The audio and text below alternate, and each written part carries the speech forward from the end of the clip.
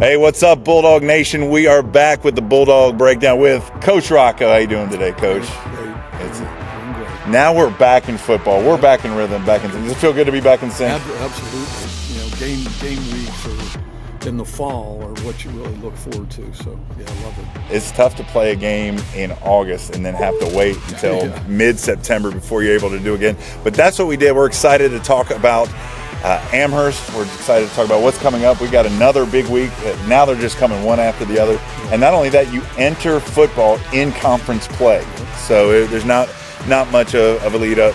So we've got a lot in this episode. It's going to be great. I'm excited to introduce today our player of the week and all the things going on. But first, in this packed show, we want to start with a play that lit up the field. It's time for the Maddox Power Play of the Week.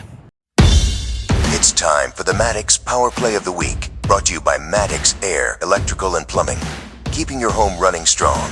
Let's check out this week's big-time play. Maddox, let's get started. With the Bulldogs already up 14-0 in the first quarter, the defense forced Amherst into another quick stop, pinning the Lancers deep. On the punt, Henry Meyer was ready, fielding the ball at the 45. He sidestepped the first defender in a flash and broke to his right. With blocking perfectly set up, Meyer outran the Amherst coverage team and raced 45 yards to the end zone. 3 quarters still left to play, but this return all but put the game out of reach. A statement moment for the Bulldogs special teams and for Henry Meyer. That was your Maddox Power Play of the Week, brought to you by Maddox Air, Electrical and Plumbing. When it comes to your home, Maddox says, let's get started. All right, Coach, what a moment. That play set the tone for the Bulldogs. We were already on the board, but to get back on the board, that's a big deal. Tell me a little bit why a play like that matters, obviously in the score, but really for your team. Yeah, I think sometimes people overlook the special teams and the fact that we had just scored from the offensive perspective, and then we force them to punt to us, and then right away on a special teams play, we go back and answer and score again, and now we're up 14-0, and the mojo starts coming, and things start rolling downhill. So, Henry is a slippery. He's not the fastest, he's not the quickest, but he is a slippery athlete, and it's really hard to get him on the ground. So. It was a beautiful play and gave us a lot of momentum. He just always seems to be at the right place at the right time in situations like that. So that really kind of, at that point, the crowd's going nuts, all in their orange. Yeah, they really decked out. Just one of the many bright spots of Friday night. So coming out, let's zoom out a little bit from there, and let's look at the full picture of this win over Amherst County. Coming into our conference play, we needed to set the train back on the tracks and get one under our belt. Score 50-14. Tell me some of the things that you've seen that you were hoping to see and how that materialized this week in this game. Coming out of Ironton, some of the things you wanted to fix. Where did you see some of the most improvement? Yeah, it was a toss-up. We didn't know. We've never been in this situation before where literally you went 3 weeks. You went 2 weeks of no game, and then in the third week it was leading up to the game, but it was literally 3 weeks of not playing. So you don't know how the kids are going to respond. Going back to a kind of a camp mentality probably isn't fun for the guys once you feel that you're into the routine of a season and having to go back to training camp. So it was unknown as to how we would respond, and I'm really proud of the guys, how some of the fundamentals that we really took a lot of time to try to improve were improved, and to be able to put 50 points on a team that already this year they've played some tough teams. Amherst had played GW Danville and lost to them 28-14, but GW is a very good team. They beat Mecklenburg. They shut Mecklenburg out. So, I mean, it was a good team. And to be able to do what we did Friday night was really impressive, and I was really proud of the guys. So I was looking at some of the stats, and it looks like really every aspect of the game, every one of these guys came to play. Special teams, we just talked about Henry doing it. But passing game and rushing game really had a balanced look there. And then your defense. I mean, they were coming to play for sure. We created 5 turnovers. Yeah. And you know, that is something, you know, at any level of football, if you win the turnover ratio, you know, you get more than your opponent gets, there's a high probability that will lead to a win. So, you know, to be able to do that, really against Ironton, we created a couple turnovers as well. So it's something that our defense is good at, and we need to continue to capitalize on that. We had Jaden Coward on here last week in preparation. Just talked about him. He wanted to get out. He was chomping at the bit to get out there and lay those shoulder pads into people. He did run over some of the competition, but he also outran them. He got into the end zone several times. Talk to me about his play. What did you see? Yeah, Jay, you know, is a very good back, and he understands our running attack and how to set blocks up and how to jump cut, and he's outstanding. The thing that I really challenged him this year that he needed to take up and make it more of a part of his game is the physical part. And he's only, you know, he's 180 pounder, and he's not a big guy, but he's getting the pad level down as he's getting closer to goal line. He's, you know, kind of pad down, you know, run through people and get yourself into the end zone. He had a really nice touchdown in with that kind of a situation the other night. So, you know, looking forward to seeing how he continues to develop. So after a game like Amherst, tell me how you go into practice. And I mean, you won 50-14. How do you? We talk about this year after year. How do you not allow them to get too emotionally up on themselves and read their own press clippings? Yeah. Well, I mean, in the Seminole District, every game is a big game, and anybody can beat anyone any week. I mean, now we're looking ahead to Jefferson Forest, and they're 4-0, and it's going to be a big environment. You know, it's their homecoming. So I challenged our guys today before we came out on the practice field that what a privilege it is to play in big games every week, you know, whether it's just the crowd and the excitement, or it's playing against an undefeated team, and we need to, you know, continue to do good things like we are capable of doing. But you know, our guys are great at being able to, you know, take the next game and put the past game behind. Yeah. Well, it was a great win. We're going to move on. You know, a lot of Bulldogs made an impact in this game, but there is a couple players stood out head and shoulders above, and we're going to get to talk to one of those. It's time to name our Osterbind Law Bulldog of the Week.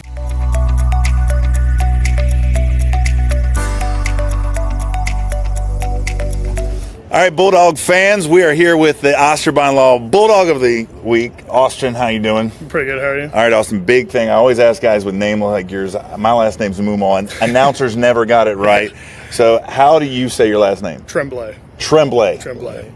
Big emphasis on the B in there. Yeah. You got to say the B. And it's not Tremblay. It's not Tremblay. Or Tremblay. Yeah, Tremblay. Everybody does Tremblay. Man makes people tremble when it comes rumbling through.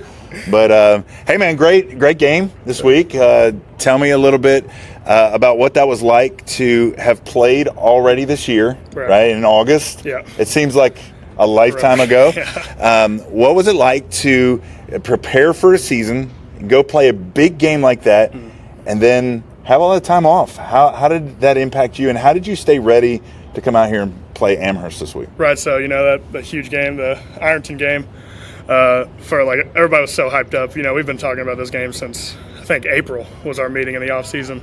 You know, that game, the week or 2 weeks after, it felt like forever. I felt like I was watching everybody else play, especially, you know, college football, high school football. I felt like our season was over, like it was playoff time already. You know, I think the coaches did a great job of telling us, to keep being hungry. Obviously, coming off a loss like that was very, heartbreaking. We were I think it made us hungrier, and we had that 3-week build-up period of, for me, it was anger to go out and play against Amherst. So I think just to have that goal in mind of what we're trying to set really kept me going. Yeah. You come off a loss like that and you have a choice of what you're going to do with the emotion of that. You can let it get you down, or you can let it kind of give you that taste of, I never want to feel this again. Right.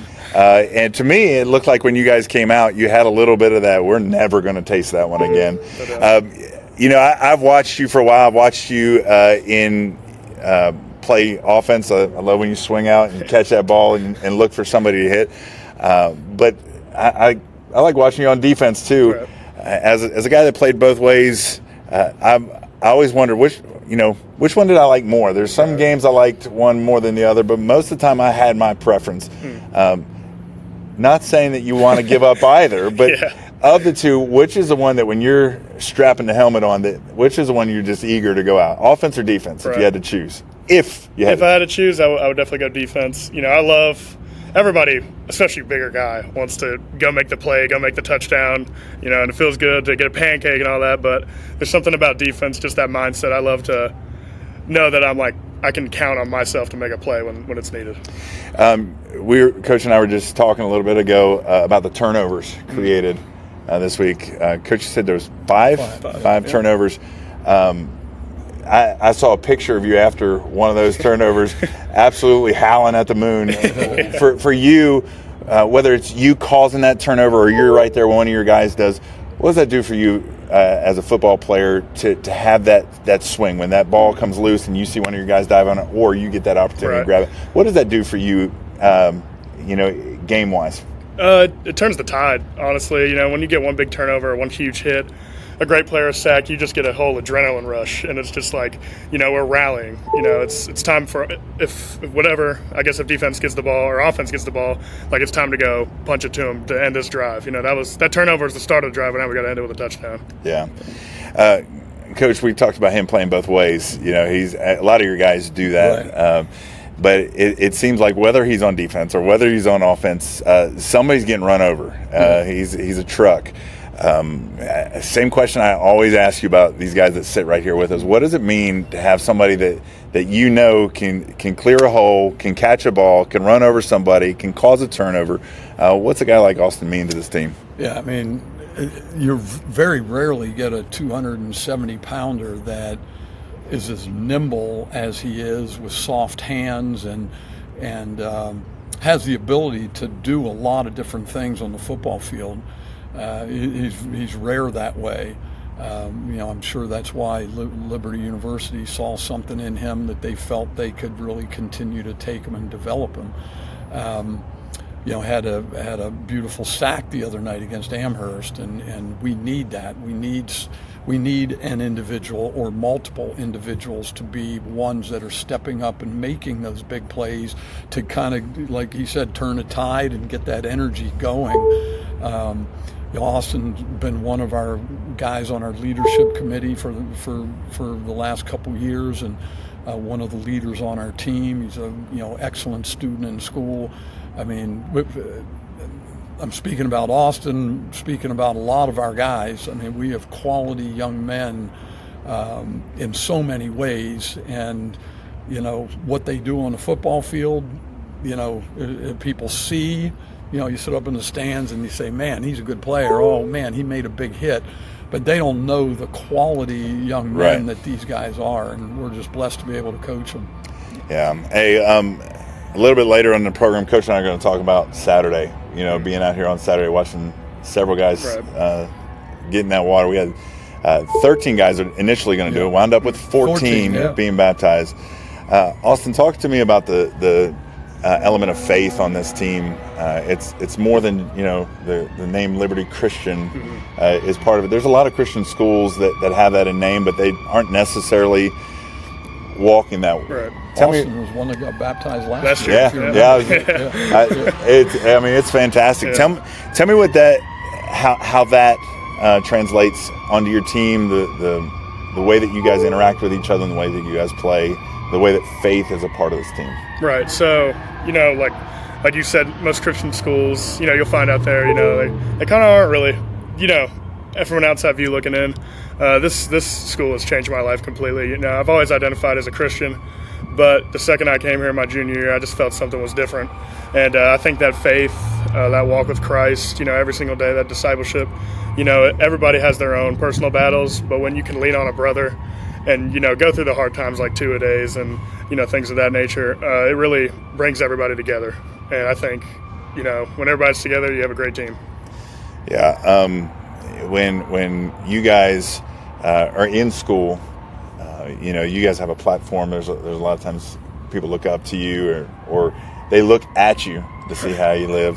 How do you see that as a responsibility for yourself, but for the other, especially some of you older guys, to set the tone, not just for your team, but for your school? How do you guys do that? Right. So we got to know that no matter where we're at, somebody's always watching us. So when you can preach all you want, you can say all you want about who you are, but actions speak louder than words. And I think I always have to remember that, at the lunch table, my guys, we always hold each other accountable. When something's going on, it's like, hey, we probably shouldn't be doing that. Just keeping everybody accountable, having a morale committee together is really important. And, just keeping each other accountable mostly. That's awesome. Hey, Bulldog Nation, it's Austin Tremblay. You're going to hear a lot of 47 coming through over at Jefferson for us this week. We wish you the best. Good luck. Thanks for coming to hang out with us. Thank you.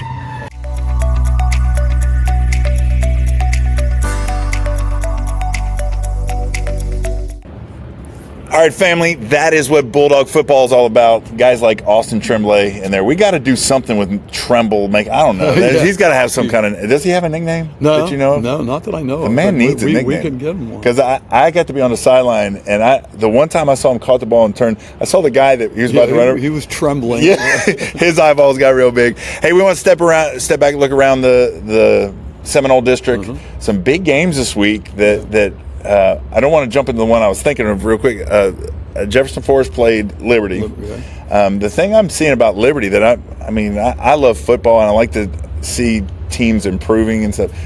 Liberty's scoring points this year. They're putting they won a game, and then I think they scored 20 points on a team. Stanton River, and then I think they scored 6 or something again.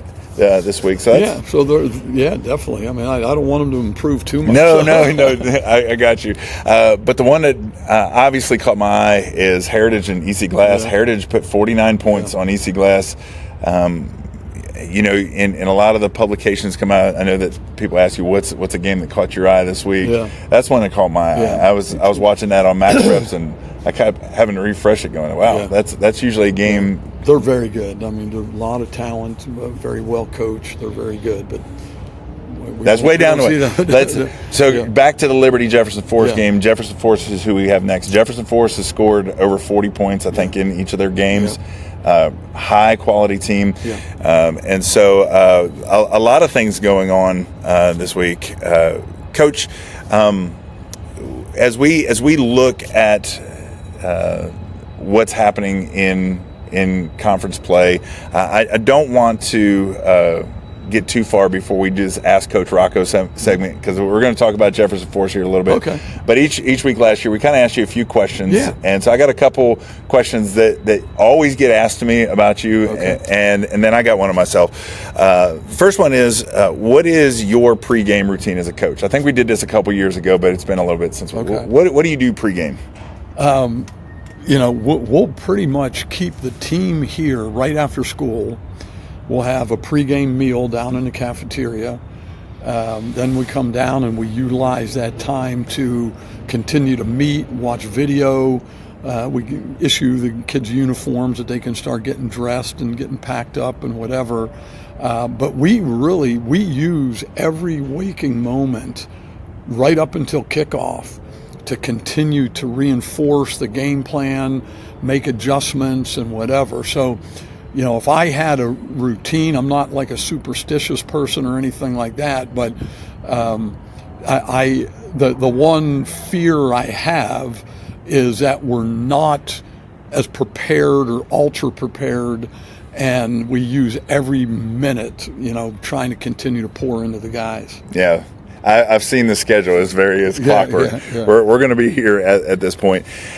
What is another question that comes up quite a bit, and I see this a lot, is what is the hardest position for a high schooler to learn and why? And if it's quarterback, let's say quarterback, and then what's the second one? Yeah, it would be the quarterback, although it depends what kind of offense or defense you're running.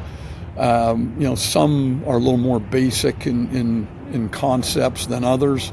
Really, offensively and defensively, we run, college level offense and defense. And so, each position has its own kind of expectations.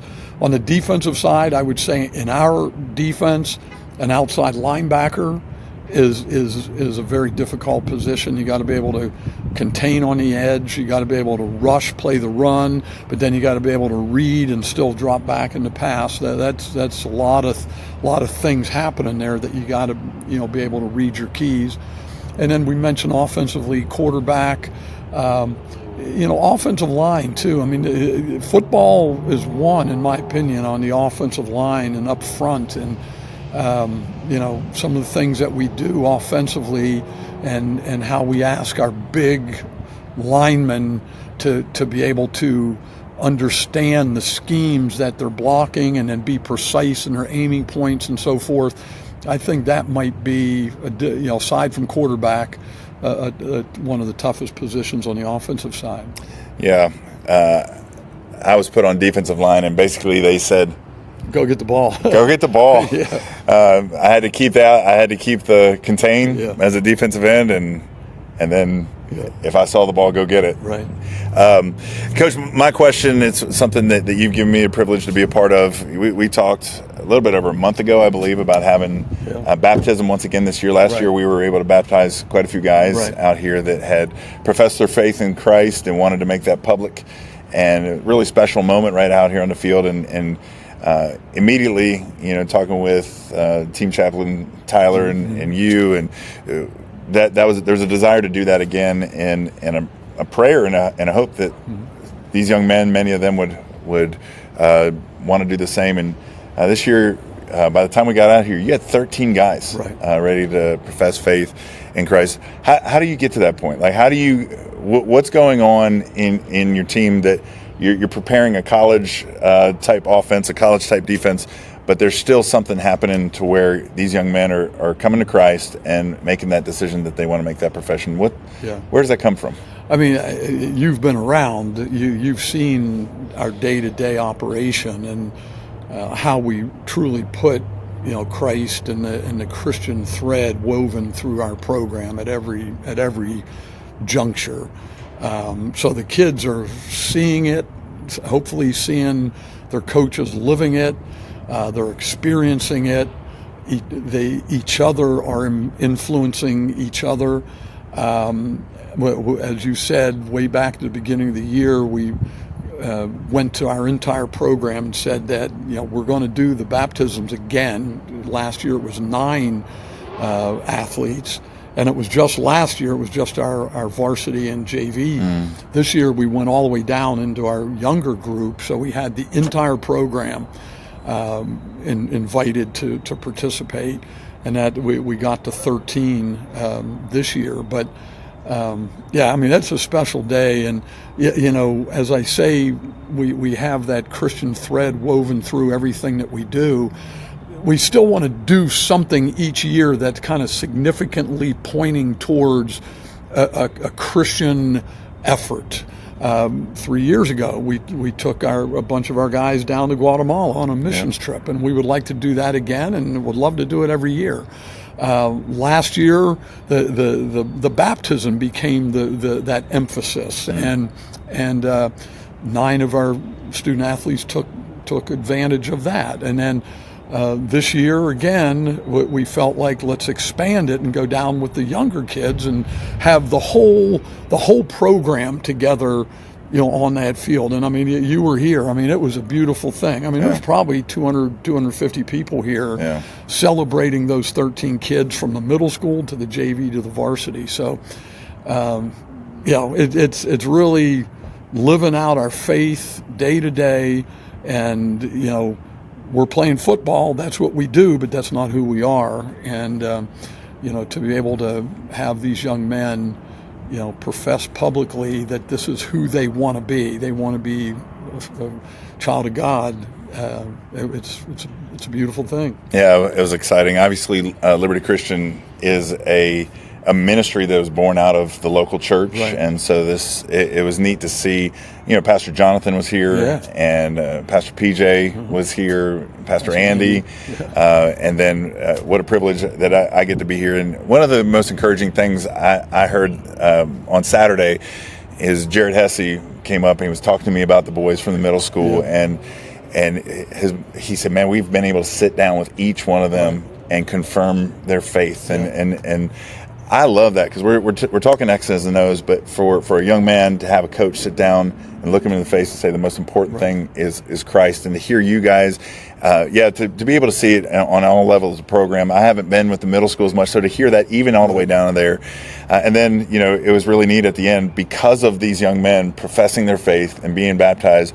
There was a young man that was in attendance that recognized his need for Christ and talked with Pastor PJ, and before we got off the field, we went from 13 to 14, and so it was a really powerful and time. there were 3 or 4 young men that came up to me over the previous weeks that said they would have wanted to participate, but parents were out of town or some things that, like, I want my parents there if I'm going to get baptized. And so the number would have been bigger, but the number is insignificant in terms of the overall scope of what happened. I mean, it was fun. Wow. Awesome stuff. I love, we said from the very beginning that this podcast is going to be more than just the X's and O's. It's about every part of what LCA football is about. Hey, I want to switch it up. Let's look ahead to Jefferson Forest. Let's talk about what is coming up. Jefferson Forest entering this game 3-0, 4-0. That's right. They played Gretna, Stanton River, and I think Mount Airy, and then Liberty, and then Liberty. They're a strong team every year, each year in and out. Just from what you've seen so far, you've looked at film. What are their strengths? What do fans look forward to when they see this? When we go over there to see this team? I'm very, very impressed with them. They're over the last several years we've been playing them. Their offense is extremely dynamic. Misdirection and a lot of things mesmerizing you as a defensive player, and each year they kind of expand on it a little bit more.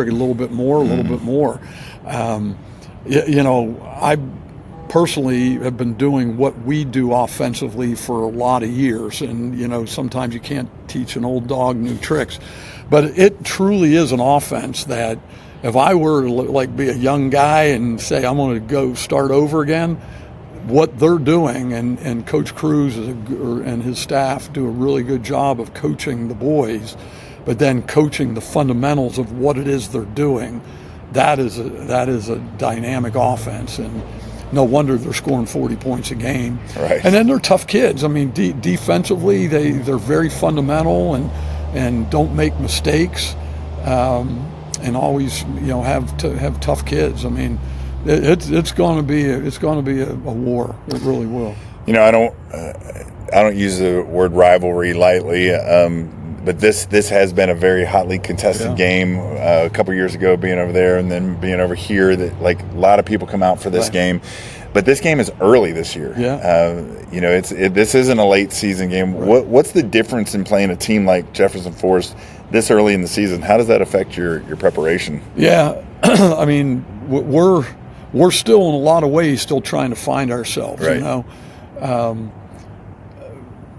We're got a couple bumps and bruises and a couple situations that may preclude us from being full strength on Friday, and so we're going to have a hard enough time competing with JF when we are full strength. When we're missing a guy or two, it's going to make it even more difficult. So, throughout the course of a year, you get a couple of guys out, next man up, and you got to go and get it done. So, whether it's early, whether it's late, JF is a very good football team, no matter when you play them. So, we're going to show up and give it our best effort, and hopefully it's enough.